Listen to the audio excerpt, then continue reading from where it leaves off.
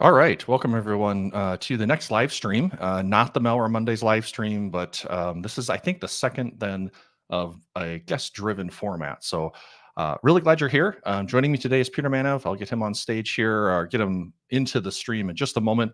Before we get started, though, just a few things I'd like to point out along with the channel. So as you can see, Peter is the current live stream. We're kicking that off here now. The next live stream that is scheduled for later this month is going to be an AMA or an Ask Me Anything with Ryan Chapman and Aaron Roseman. We're going to talk about certifications, education, training. Ryan is a SANS instructor, has been for quite some time, and a former Pluralsight author. I was in academia, particularly PhD programs, for several years. And then Aaron is director of content. I actually forget maybe the exact title, but he's been with Pluralsight for quite some time. So we all have kind of our different takes and spaces there. Also want to give a big shout out to the members. The membership launched a week or two ago, and it's starting to grow, and really appreciate all of you that have taken the time to join. If you haven't yet, or even looked at it, or even considered it, you can go to the channel. You can click on the join button, and you'll see an introduction video that describes the motivation behind that. And so again, big thank you to all of you. Trying to deliver on the promises there. You'll see there's some early access, some members only content. I have some new content planned to start launching next week. That'll be kind of a combination of that early access and exclusive access. And then the next Malware Mondays live stream as well. I plan to have that next week. Okay, so that's enough with that. Without further ado here, let's bring on Peter Manev. So Peter, welcome. Hey, folks. Welcome to the stream. So Peter, you and I met years ago. I was working with OISF, the foundation, that the nonprofit foundation that supports the Suricata project. It's hard to believe it's been that long now, but it's been quite a few years. You are, in my mind, kind of all things network security monitoring, threat hunting. You've been with Suricata project. I suppose the history is probably something we should say for another time, but you've been with Suricata for a very long time. You run Stamus, you got the SELKS distribution, so there's a ton that we could talk about. So welcome. That was meant to be an introduction as well as things we might possibly speak about. So welcome to the stream. Thanks for joining me. No problem. Thank you, Josh, and thank you, folks. Pleasure to be here. I would actually, personally, every time I do like a webinar or a demo of some sort or a talk, I'd like to for people to walk out with one thing, at least one thing that they can actually try in their own home or work environments and things like that will be useful. And so we're going to try to do the same thing here. See how that goes, and we'll be more than happy to answer any of your questions and get some feedback. So now I think we can go straightforward to it. It's been actually, I don't think it's been that long, since we know each other, but it's one of those things where on the CV or like in the resume you always kind of, I have the same number of years of experience now for the past 5. I don't change them, because if I change them, it's like, oh my God, that looks, I'm old. Yeah, I know. Well, I have, we both have kids, and celebrating their birthdays and watching them grow. And actually, when I first met Kelly is the executive director of OISF, and she came to campus, and I had one of my kids. It was one of a cyber camps that we're putting on, sponsored by the NSA. And it's my oldest, who's now 13, and she wasn't 13 at the time. So I guess it helps as a way to mark time. Because I agree, I probably have the same profile photo, and my CV hasn't been updated in quite some time. You still do look the same, though. No. Well, yeah, I don't know about that. Before we get too far, if you wanted to spend a little more time with Peter and the great OISF folks, just wanted to point out Suricon is just around the corner. Anything you want to say about that, Peter? What year is this? The 10th annual, it looks like. So this is a big one. That's the 10th annual. Yeah. So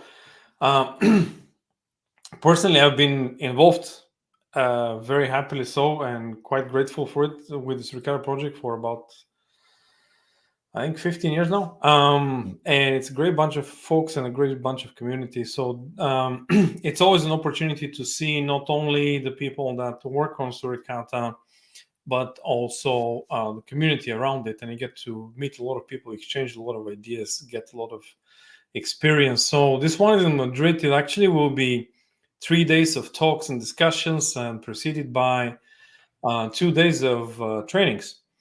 And there will be plenty of trainings to choose from. And one of the trainings is actually will be given by Dr. Stroshine here, for which I'm very thankful. And there's a bunch of stuff you could learn about. So I'm looking forward to see you, Josh, there in person. And I'm also more than happy to see other of the colleagues there, or anybody that would like to join. If you haven't been to Suricon, definitely suggest you could try, because there's always something new and useful to learn. Yeah. I remember my first Suricon was a bit of a whirlwind because it was in Prague. And I flew in, I got like a budget approval at the university for just enough to come in. I think I was butting up against a guard drill or something too. So I was in and out really quick. But one of the things that really, I was really impressed by, or just really appreciated, was how much the community drives the conference, and how focused the community is. The roadmap days, and maybe this is normal for other open source projects, but this is like the only or the primary open source project I've been involved in. And so it was really neat to see how much the community actually drives the project and the development, and where people spend their time on it. Absolutely. And was it Prague? Actually, I've forgotten that it was Prague going first one. Okay. Yeah, I think Prague was the first one. I think I came for the trainings, and I didn't even stay for the conference. And then the following year, it would have been back in North America. So the tempo, if you weren't familiar, is North America, Europe, North America, Europe. I think that might have been Vancouver, but now I'm not. I think you're right. Yeah, not entirely sure. Right. But anyways, we should probably get to the subject at hand here. If you're ready, Peter, I can bring your screen onto the screen. Yeah, definitely. I'm going to go and do the slideshow. You folks see my screen? And if anyone has any questions, comments are open, questions are open, please feel free. I'm going to be helping Peter take care of those. So we'll get those answered here live during the stream. And I guess if anything in terms of visibility is a problem, you can't see fonts, you can't see a terminal. Peter's got a little bit of slides and I think some demo. So let me know as well, and we'll make sure to get that zoomed in. So absolutely. Again, thank you, folks, for the opportunity. So what we're going to talk about today, and what we're going to demo today, is done entirely and only with open source tools. The base of all those demos and talk that I'd like to share some experience with you folks is the base of it is also Suricata and Suricata produced data. And I'd like to just show you a few cases where that could be useful. Hopefully, again, as I said in the beginning, I'd like to, when I do some sort of a webinar or a hands-on demo or things like that, I'd like people to walk up with one thing at least they can try at home. So I've prepared a couple of things today. Let's see how that goes. Okay. So Josh, you know me, I have no problem talking about Suricata for a while. So even without prep, without slides. So don't hold back any questions. Now, so let's move on and see where that will leave us. Now, here's a little bit of an agenda.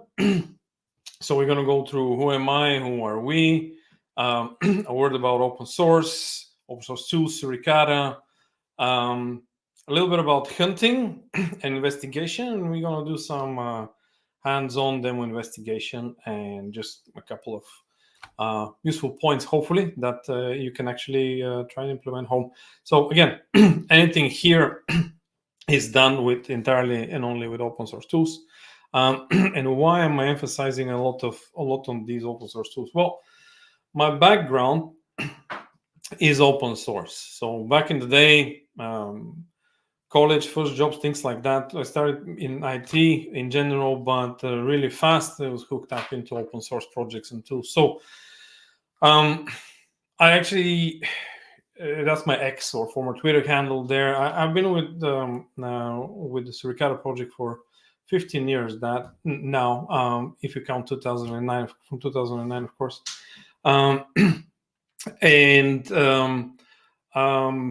Just open source is my background. I met a great bunch of friends there, a great bunch of colleagues. I am very big into Suricata QA training. That's what I do at the OSF, the foundation. I'm a Suricata evangelist, if you want to put it like that.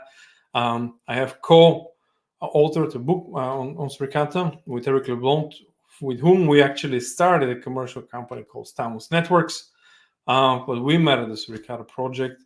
Again, we maintain there a lot of open source projects. I really like threat hunting, open source, all things. I've done a bunch of trainings with educational institutions and military and defense sector, training hands-on, including APT chasings, and very happy, very honored to participate in some of the largest NATO live-fire cyber exercises, Lock, Shield, Cross Swords, and similar things. So lots of experience, lots of colleagues to meet, lots of experience to share with those colleagues, and lots to learn. Hence, that shaped kind of my background in this open source driven, because it's always good to give back to a community. When I talk about open source, a company that we started with Eric actually is very big. That's embedded into our philosophy. So we have a bunch of open source. We have a GitHub repository with about 25 different open source projects. 99% of that is actually all around Suricata, which is a great tool, and very, very much appreciative of it. So hopefully I can share a glimpse with you of why this is important and how it can help you. So we have a bunch of these repos, everything from dashboards, books, Docker Compose app distros, Lataeral Movement rule sets, and similar that we maintain with our colleagues. And that hopefully I use to others. So why Suricata? Well, or what is Suricata? I'm not really sure if some of the folks here are maybe familiar. Well, Suricata is one of those unique projects out there that I've had really the luck, the pleasure, and the honor to be part of during all those years, not only because of the project itself, but because also the people that we work with, the people that the community is actually comprising, the consortium members there that keep Suricata going. So one unique thing about that project is that it constantly keeps evolving. It's not stagnant. It doesn't stay where it started 15 years ago. On the contrary, it shakes and breaks boundaries. So Suricata is actually used, whether you know it or not. That is actually, I'm pretty much convinced of that. Top behemoths, heavyweights in all industries are actually using Suricata in one way, shape, form, or another. Anything from cloud providers to ISP carriers to financial institutions, military organizations, government, all that. Very widely used, and it, as I mentioned, it constantly keeps evolving. It's open to any feedback. It's difficult to find so many open projects and alive. It's a great part to be of, and it has public Discord, public forum. You can jump in anytime. I actually encourage you to do that. It's given me a great lot of pleasure and good things to do with other colleagues when threat hunting, when discussing features, when discussing bug reports, and all those sorts of things. So Suricata is a tool that actually sniffs network traffic and produces anything from protocol transactions, network flows, PCAP recording, extracted files, and IDS alerts. It has different modes of operation. It's a very versatile tool. Anything from just pure security monitoring to IPS. Some organizations use a firewall, to traditional IDS, to an overall complete network security kind of monitoring solution. So as I mentioned, widely used. Lots of organizations are out there using it in any way, shape, or form. If you haven't heard about it, if you haven't used it, I encourage you to go to suricata.io, have a look, have a chat with some of us. We'll be happy. So why the network? It may or may not be a hot topic, but anything you do nowadays, or 99% of the things that you do nowadays, including in the in the regular everyday life in the IT industry is like on network. It has to happen over network in some way, shape, or form. So devices need to be connected for the good guys and for the bad guys, for criminals, for malware actors, and for normal people. So criminals would also, and malware actors would also need to utilize the network, whether that will be to import tools, to steal data, to actually do first breach and similar things. It has to happen in some way, shape, or form over that medium. Now, whether it's going to be detected or not, we'll talk about that in a second. So monitoring the network is a very efficient way of actually getting a high level of visibility and idea of what's going on. And also plenty of opportunity to highlight unwanted activity and plenty of opportunity to hunt. Now, there is no like golden bullet that solution that will actually fit all, but a lot of things have changed since the 2000s and IDS. So, for example, one thing I was mentioning about is Suricata creates by default all the protocol transaction logs it needs, even in the absence of alerts.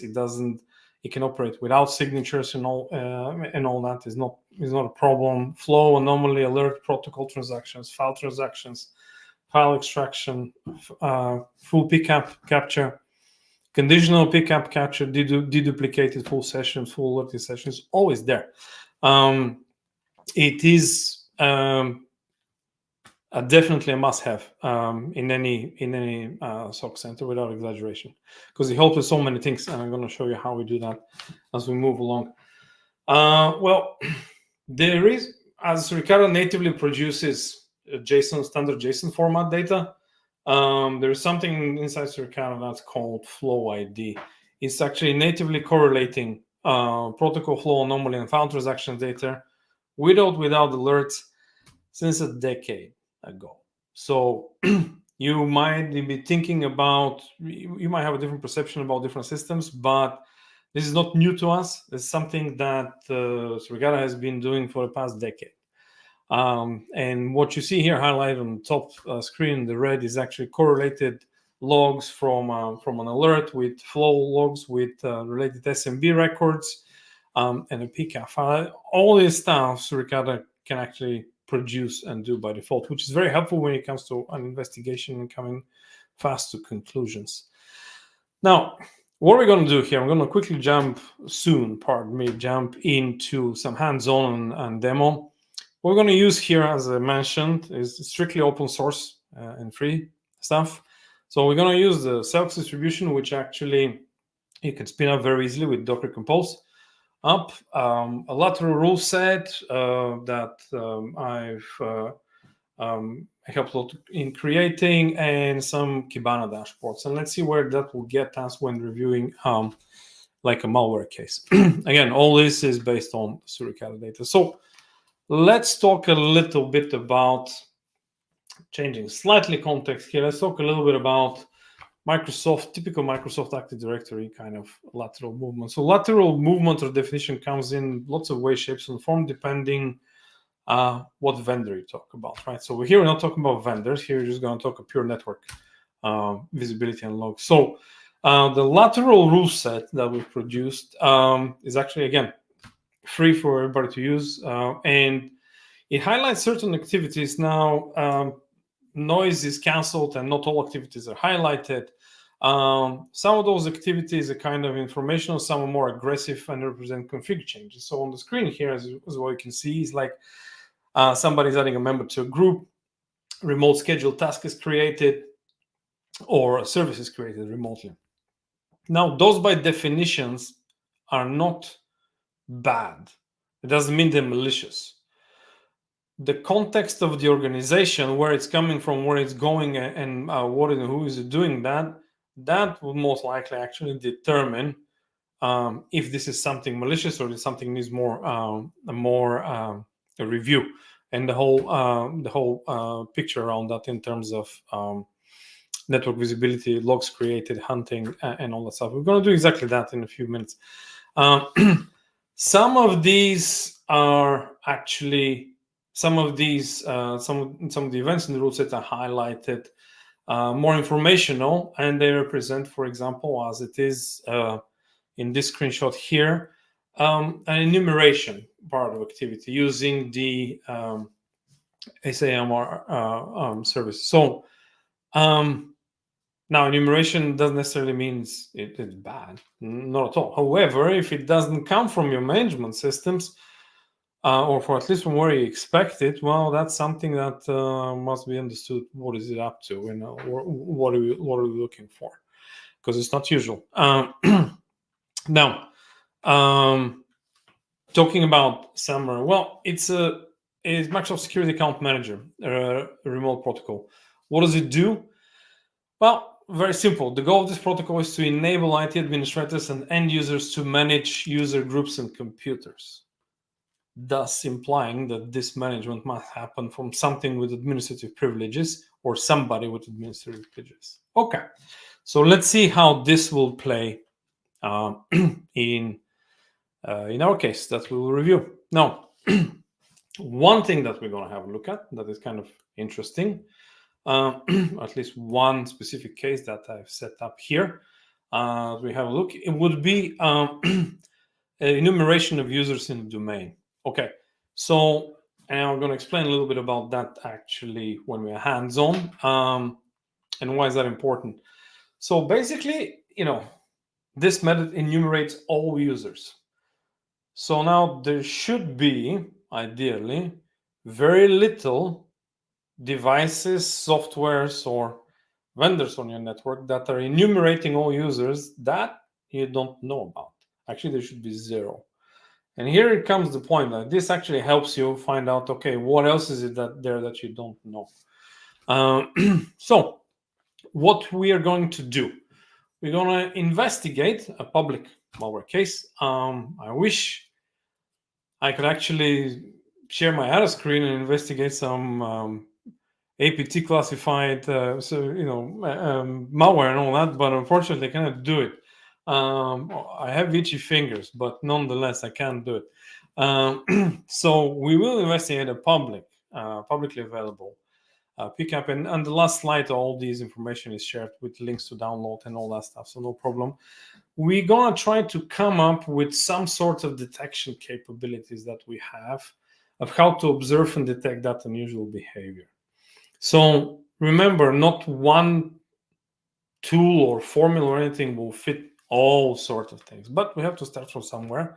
And this is what I like to do here, just like review a sample case and be like, okay, pros and cons here and what you should watch out for. And when you plug it into production, what to expect from it and what to react. Because remember, we will be reviewing a limited case here, and things look much differently when you plug it into, 10 or 100 gigabit networks and all that stuff, and you're looking at billions of logs within 24 hours. So there's a different perspective.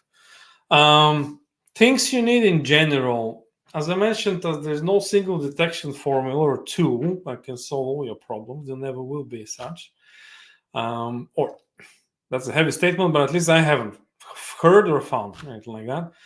The right tools with knowledge of your organization is always a differentiator. So let's not forget that you're the defender. You often enough, in most cases, I believe, you have the advantage of knowing the turf that you're defending better than your opponent. So that's an advantage. Use it. It could be, in a lot of cases, a good differentiator. Good tools, good people especially good people are hard to replace. But knowing a turf, you have an advantage. So how we will do it? There are 3 simple commands here. That's it, and that's all. You can reproduce that at home with all these open source tools. You don't need licenses. You don't need anything. This is just GitHub, download and go. If you have an Ubuntu, if you have a Debian, if you have a CentOS, if you have a Red Hat, step 1, 2, 3. That's it. Copy paste. That's it. Get up and running. That's all. Of course, you have to have a network interface and you have to have the traffic and all that. But these are the 3 steps that will get you up and running on any of these Linux OSs. So with that being said, I think I'm gonna share my. I'm going to come out of here, and I will actually try to switch and show you something interesting here, just so that just so that you don't think that I am bluffing or anything. But this is my command line here, Hey, Peter. and this is exactly what I did. Okay, maybe not the last command, but Do you think you could zoom your font in a little bit? yeah, sure. Yeah. So is Okay. that better? Yeah, and you're talking about basically the 3 steps is to get Yeah, an instance of SELKS running, right? exactly. Okay. And So do you mind, or are you going to get into a little bit of what SELKS is, just for anyone who's not familiar? yeah, absolutely. Okay. Um, Awesome. so thank you, sir. So basically, these are all the 3 steps, but I just pile them up in one liner because I like one-liners. I don't have the time to copy paste 3 commands, or otherwise I'm lazy. Put it that way. Yeah, But ain't these are nobody all got 3. time for that. But at least, okay. So I'm relieved it's not just me. I knew it was not just me, but yeah. Okay. Thanks for the confirmation. And so these are actually the commands here. Basically, SELKS is a Docker Compose system for network security monitoring entirely based on Suricata. It's built by Stamus Networks. It's on GitHub. It has many different containers in there, but among all those things, it has Suricata, the ELK stack, Sirius, which is a threat hunting interface specifically developed for Suricata, and Evebox developed by Jason Nish from the Suricata team and all that. So it has all those tools composed, ready to go. And it's just literally the only thing that is required is here you have it. So Docker Compose up. You have an easy setup script. You're sitting on a Linux distribution. You're pretty much ready to go and read a PCAP. And this is what I'll be doing here. This is entirely that's it. That's what I did, and all the everything is automated here. So at some point of time, it just runs the PCAP. As you can see, this is going through a Suricata process, and we're ready. Here was like some history commands that are relevant to this, but I was just checking out configs. So again, this is just to reconfirm here that I'm not showing anything. This is exactly 3 commands. That's it. Now, what I'd like to do is go ahead and actually log in here. So default user and password is SELKS user unless you change them. So let's see what happens here. Now, I logged in, so I read a specific PCAP. By the way, the PCAP is provided by Malware Traffic Analysis. It's a very interesting one of many. I'm very thankful that those PCAPs are available because they're great for public webinars, public trainings, and things like that. So very thankful for that opportunity as well. And again, this information is all at the end of the slide. So what you actually have here is again, open source tools.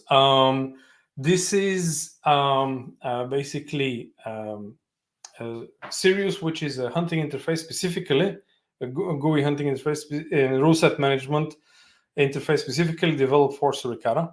One of the first ones to do so, and probably the only one that is so focused on Suricata, its data. And we explain that in a second while. So usually when people talk about Suricata, there's 2 types of data.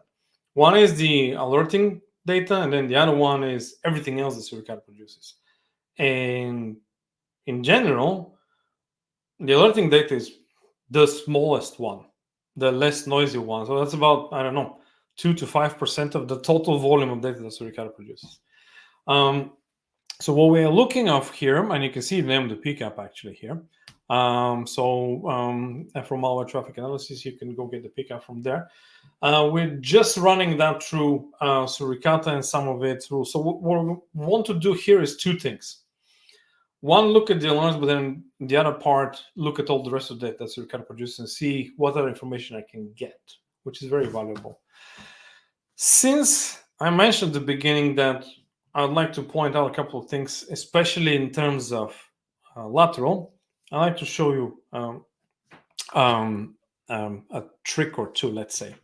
Now, in the hunting interface, all the data, wherever available, is broken down in many different parts, including SMTP, HTTP, TLS, if it's there, DNS, whatever that information is. All the metadata is there. In the interface, you can actually use the interface to drop down and click and go to external information, filter, select, deselect, negate, wildcard, anything. So you can come up with complex filters. One of these filters, though, you can load out any of the filters from a load filter set. This is just giving you some predefined good starting point hunting filters, or just different perspective of the data. But since we're talking about lateral, I'm going to go in here, and you have two types of lateral, let's say, filter sets based on the lateral movement rule set that actually is very good for hunting and can highlight unwanted activity in Microsoft Active Directory environments. So here, all I need to do is just click on that, and that will just zoom in on these specific types of events. And as you can see, it creates a filter on top. Now, if I want to specifically look a little bit better, it gives me a lot of information. So this is an isolated case of an infection, okay? But this part was actually different than a lot of other publicly available pickups, where actually here, the malware actor at some point is really trying to go lateral and to understand where it is. So first of all, if you detonate a malicious executable or malicious file, doesn't matter, in a controlled environment, SandNet or whatever that is, you may the binary might be 100% malicious, and you might be 200% convinced that you know it, but there is a possibility the malware would not activate for a number of reasons. Some malwares are smart, some actors are smart, some actors are not. Just people and people everywhere. So some malware only detonates under certain conditions. If it detects in any way, shape, or form it's running on virtual environment, it will not activate. It needs to have check and see if there are other things around, and only then actually activates and goes to the next stages.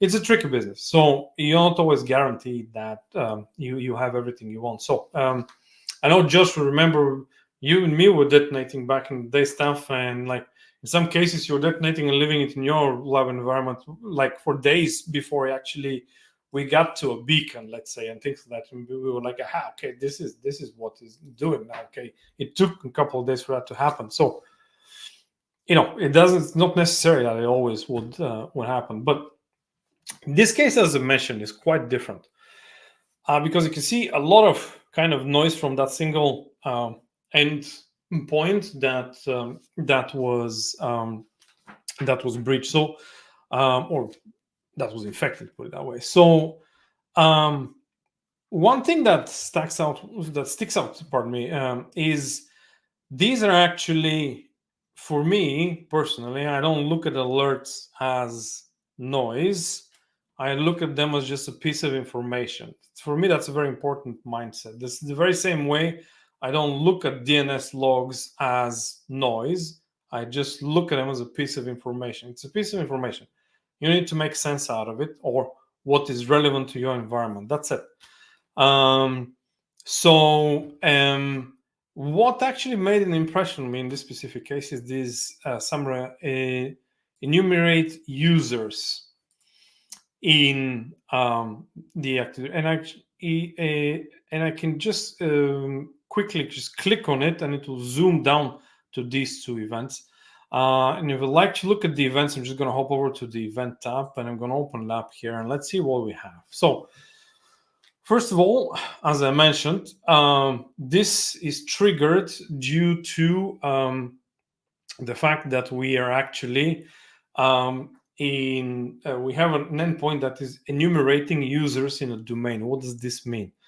Well, this means that something on that endpoint is actually enumerating or trying to enumerate all users in a domain. Now, as I mentioned previously, that's very little things that should be blasting like that. Not everybody. So it will be interesting to understand more about that. We have a synthetic view of this event, and we also have a payload printable. Now we know that this is SMB based. We have other related alerts to it, and as you can see, it's a whole bunch of queries, lookups, enumeration, We have an anomaly event to it. We have the full SMB protocol logs that are related to that alert event. In other words, the full session that the communication between those two IP with respect to that alert generated. So in this case, it's SMB commands. As you can see, it's going through a bunch of option numbers. So what does this mean? I'd like to talk a little bit about that in a second. And it's just browsing through a bunch of these, so which is kind of unusual. We have a JSON view, and this is a pure JSON log of the alert event, and it has all the information available produced from Suricata with anything, including flow and Ether MAC addresses, whatever whenever that information is available. We also have a pcap file, so I can just go ahead and download that pcap, and I'm gonna go save it here. And let's see if I can open it up here. Right.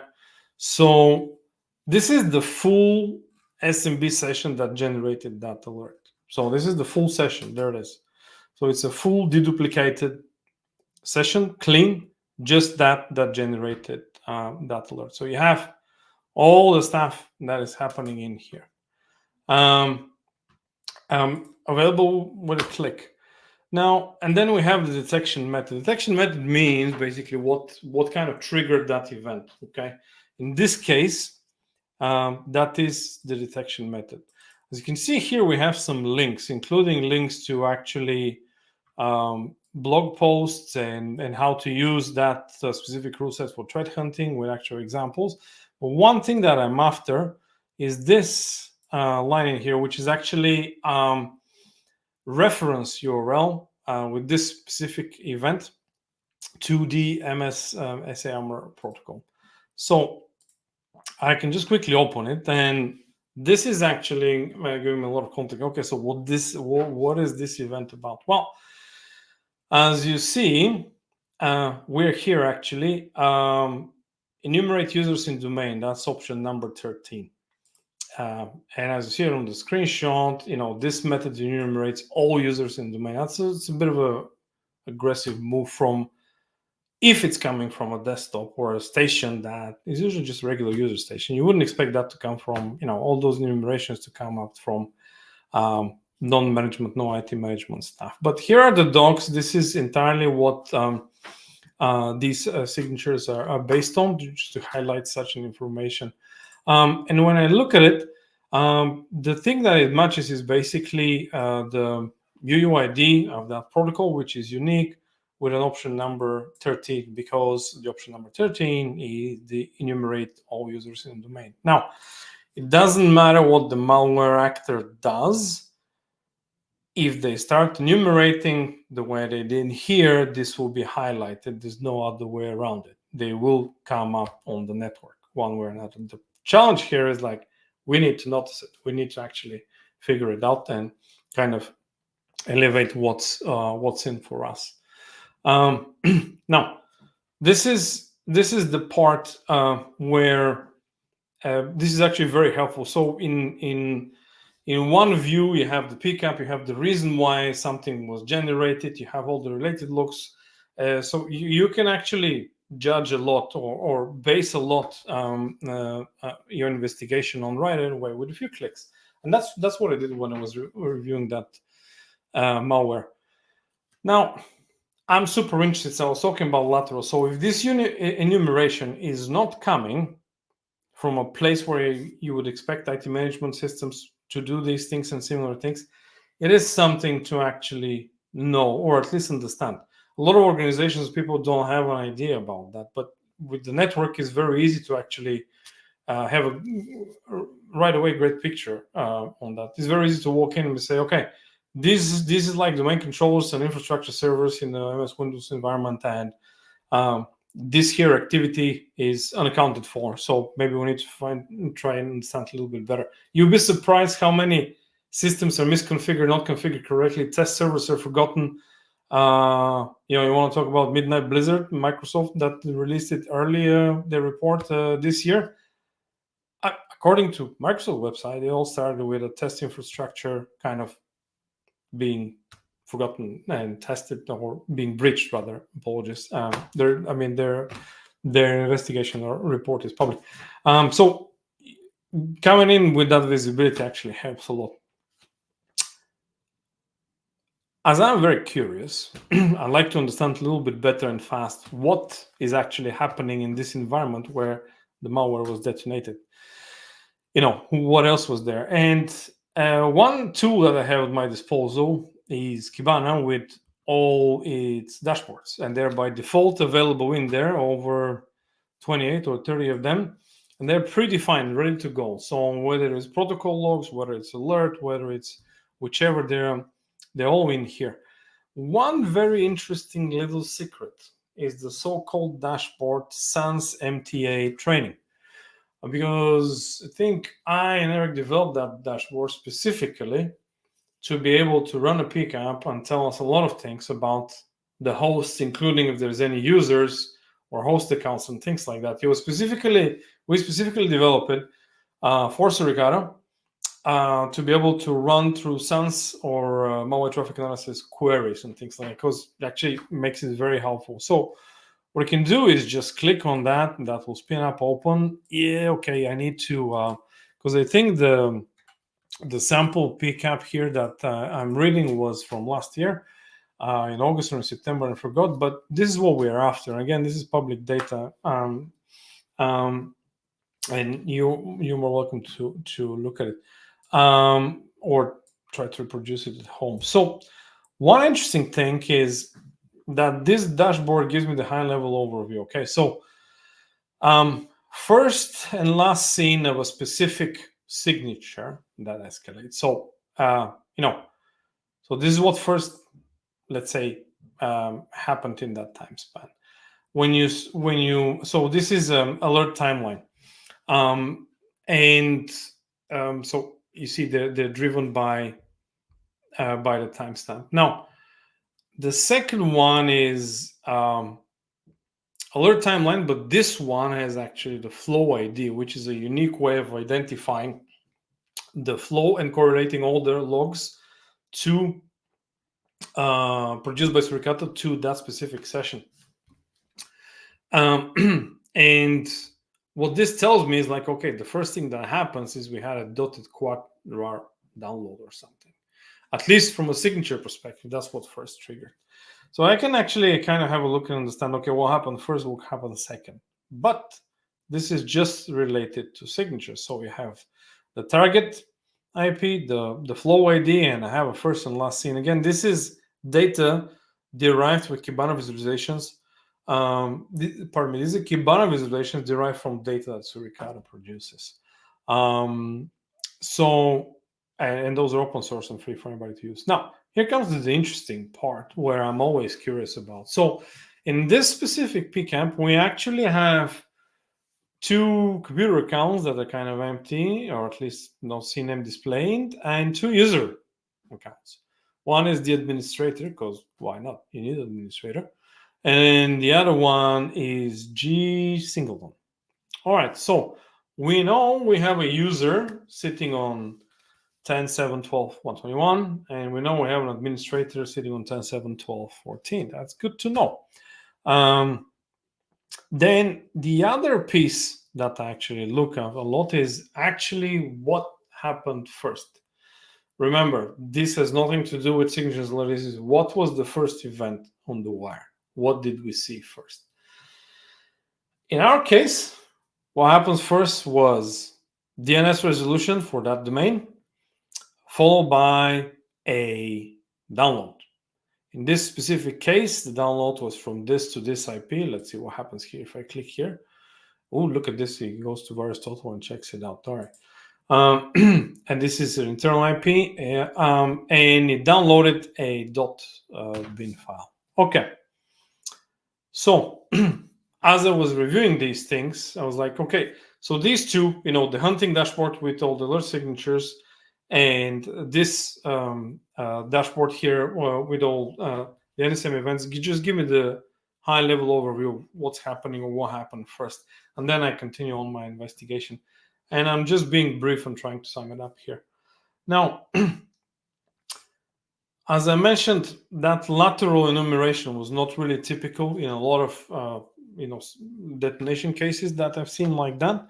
But the enumeration is typical for regular organizations. However, it's very easy to map up with the rule set where it's coming from, where it's going, and it's very easy to pinpoint right away. Okay, we have these things unaccounted for.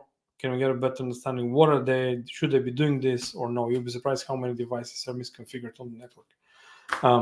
Or we think they're working, but they have other ideas about themselves. So as I was looking at that, I was like, okay, here's a piece of information that I would like to actually maybe create a more generic query, even in a CM about it. Okay. So this is a file transaction. We have lots of SMB DNS that, in this specific case. So I was looking at that, I'm like, the name here is quite, shall we say, verbose, random, at least. And it's like that, I'm like, pardon me. How can I do some sort of a query, at least start thinking about it, to actually highlight other such files? Not just this specific malware examples, but hey, I just want to see that pattern in a CM query, something with a PCRE, let's say, whatever that is. And then from there, you need to refine. Well, we're in luck. We have a file transaction dashboard that is based off any file transactions that Suricata creates. Oops, yes, I know we need to go back a little bit in time here. The public data that I have is from there. So in this specific case, we have 37 transactions. They're all listed in here. There's some data files or the host where they're coming from, including the names with their shell sums and all that stuff. And also on the ISO, there's a bunch of interesting files here that you can download and further explore, especially people very interested in reverse engineering. Is a great way of grabbing that information and actually reversing more. One other thing that we have here in SELKS is FPC full packet capture, which is actually Archimate visualization or Archimate viewer. And in here we have the full Archimate viewer for that specific event. As you can see, with a click, very easy to locate just by clicking on the link. Back to the topic. I wanted to come up with one thing that is kind of easy enough to highlight this type of files. And what I came up with, let's see what I came up with. Where is that? Okay, I need to go find it because I'll be very honest with you. It took me a little bit of time, and I don't memorize things, so I can't remember how to type it in by default, but I'm going to share it with you folks here. So I came up with this. And what this is basically, if I might be zooming a little bit more, I don't know, that's probably better. This is two parts. So I am by no means the world best PCRE or CM guru out there. You don't need to be. I just need to figure out a way forward, and then we refine. What this is basically, and I'm saying the name of that file should end up on BEXE.com/DLLPS. So remember, the file could be transferred in over many mediums. It could be HTTP, it could be SMB, NFS, it could be SMTP. There's many ways you can transfer a file, including when you actually start to move lateral and all that. So then most likely in Windows Active Directory environments, you will go over SMB. So there's no hiding there. So this is basically kind of a simple pattern matcher in a PCRE. And then I want to make sure I also wanted it to be at least 13 characters long. This depends on your environment. If you run that query in your environment, you see what results it produces. You might want to need to negate a few more things depending on all the file names and things like that. You might want to add end protocol SMB or end protocol NFS or things like that. There's many ways to refine the query, but this is just the kernel of the idea. And what this did for me, it actually did the job because it, minimized those events, and it only showed me highlights. Actually, the query works. I can see that now. So it highlights all the these interesting files that are here. And in general, .bin actually says the file magic here says it's data. I don't know if it's data. It will be very interesting to actually dive in, carve that file out, and do a little bit more investigation. But that I'll save for another webinar.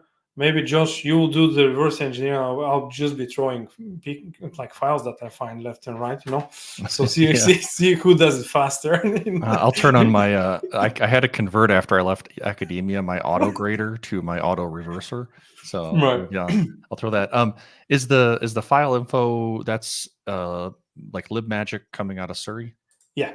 So actually here you can see the JSON event, and as with anything Suricata, let me try to zoom that a little bit. What is it? The view single document. Let's go full scale here. So basically this is where is it? I want to find it. Event type. So Suricata produces different event types of data.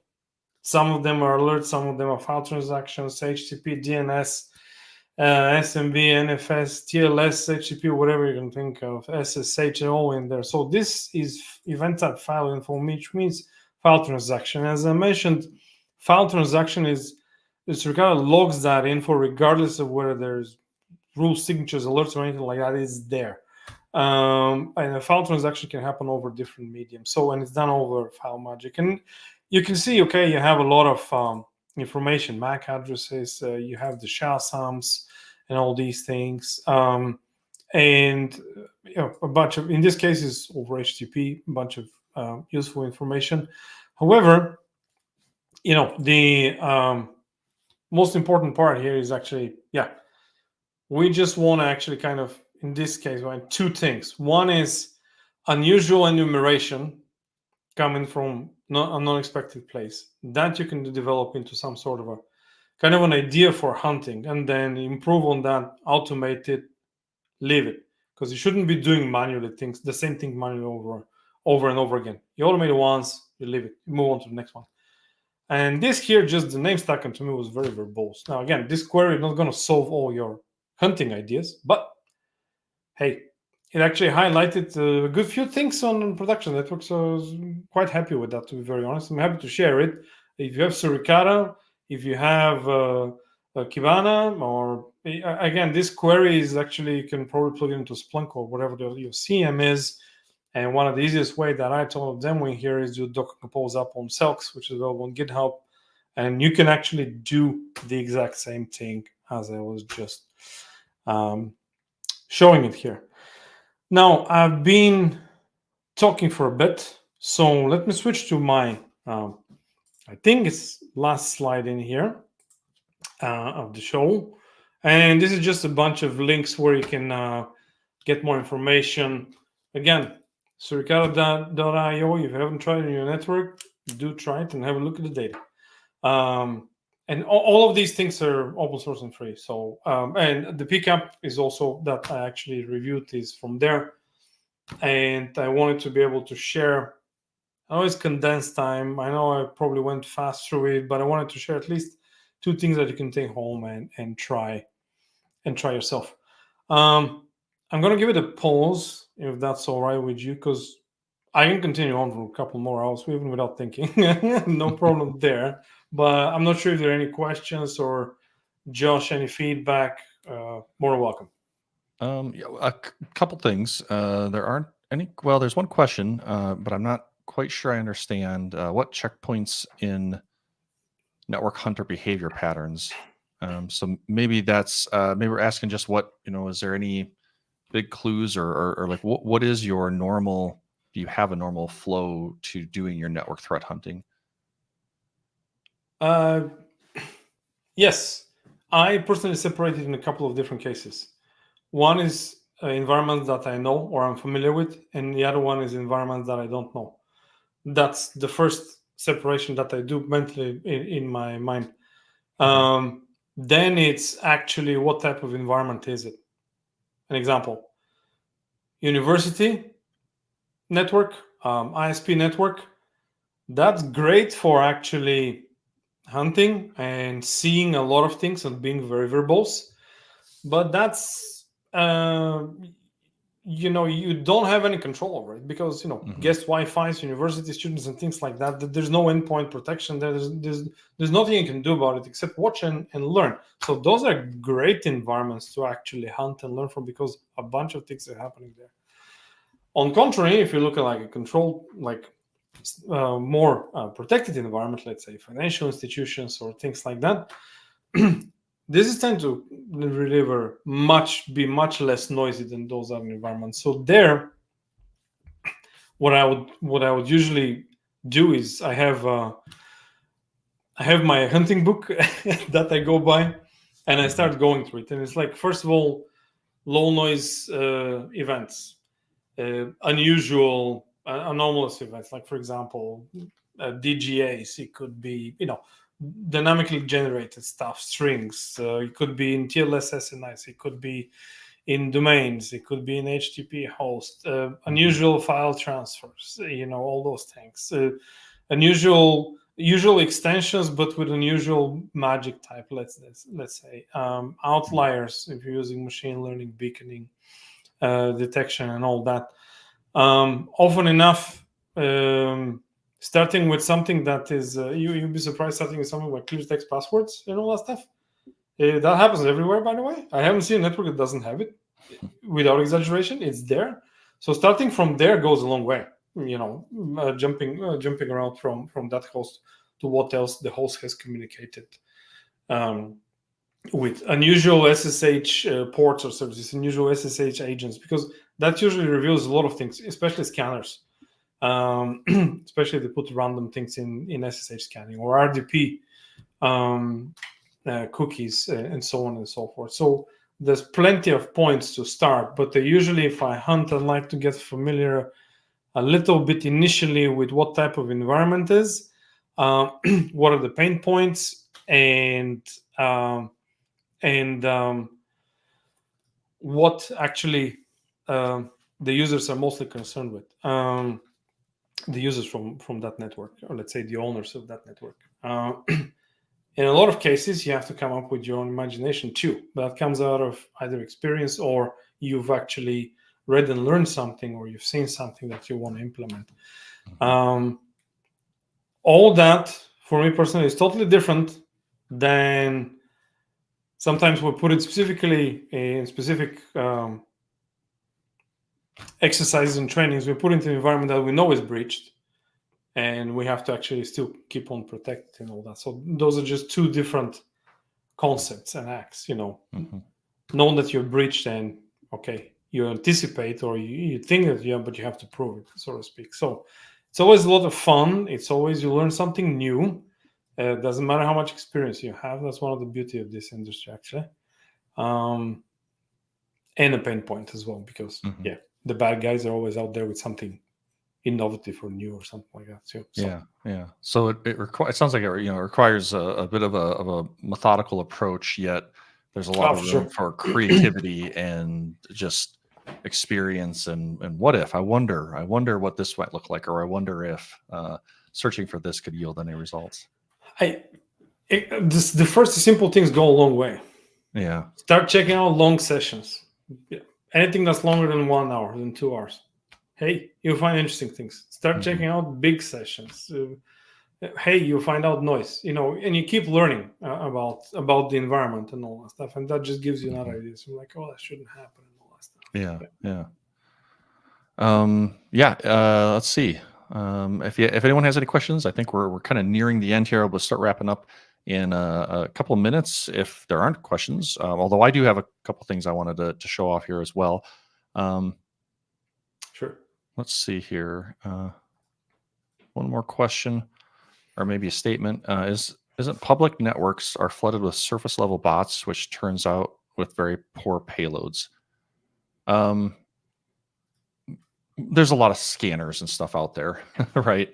So there's, I think, a certain level of just another podcaster I listen to calls it, I think it's like internet background radiation, internet background noise. And like you're constantly being scanned. There's just a certain level of activity, depending on what part of your network you're looking at, that you're going to have to avoid.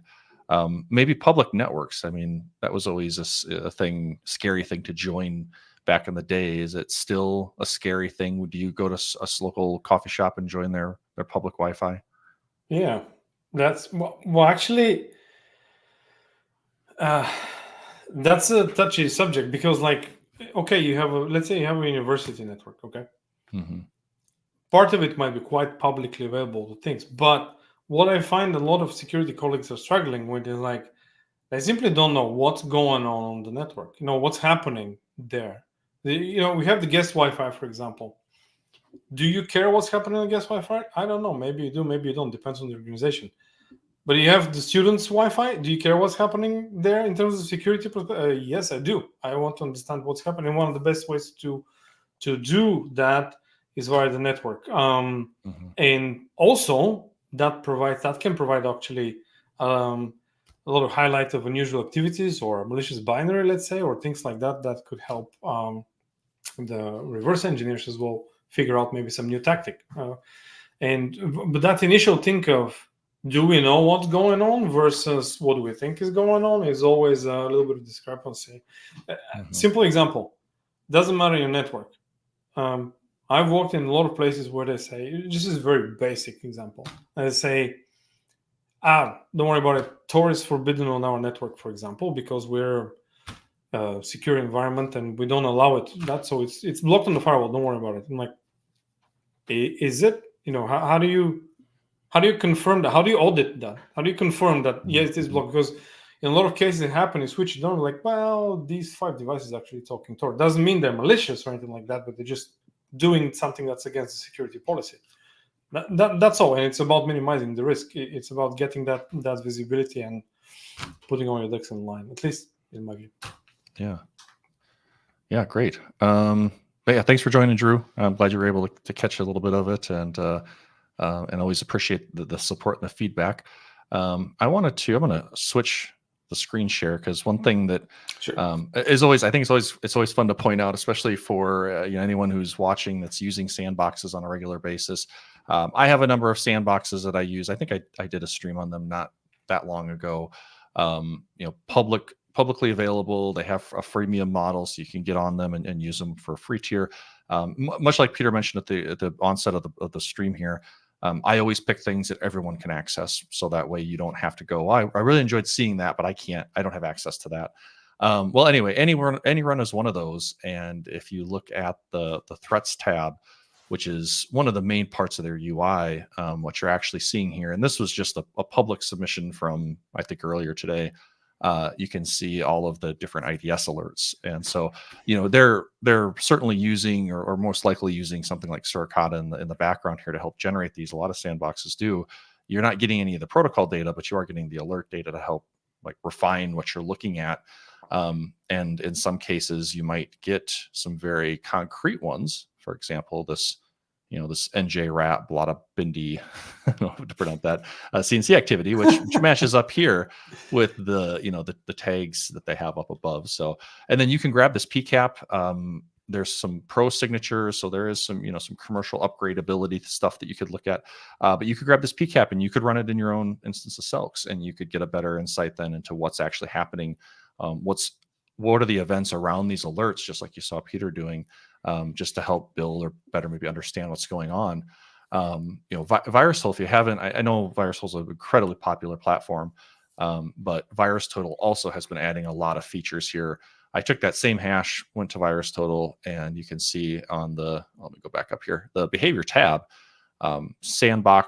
different sandbox data. There's some Kappa results. I've got a stream on Kappa if you're not familiar. But there is an IDS rules section. And so this is also pretty cool, because you have these, here we go, our IDS rules. You can actually see the rule, because these are likely all coming from the an open rule set, emerging threats. But you can see the rule here.